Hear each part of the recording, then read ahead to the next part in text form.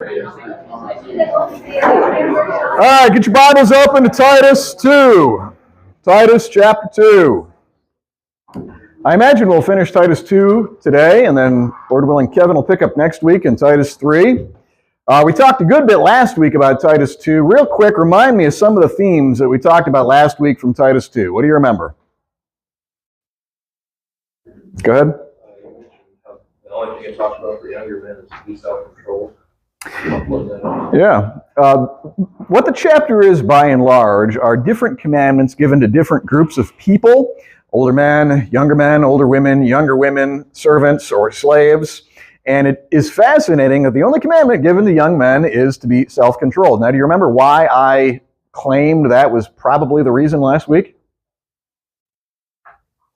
Any guesses? Even if you weren't here, you might be able to figure it out.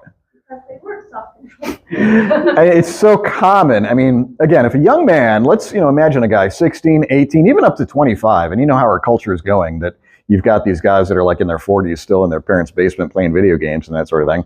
If guys like that can figure out how to grow in self-control, that will protect them from a ton of other sins. You read about the things that typically kill young men. And by the way, this is probably not new news, but it's worth pondering. If you take out elderly folks and if you take out like infants, the age group that's like most likely to get killed due to like foolishness are young men.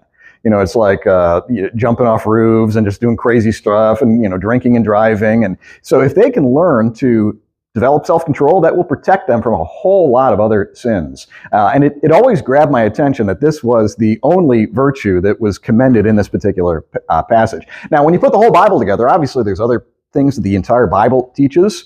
We don't want to only be Titus Christians. We want to be like whole Bible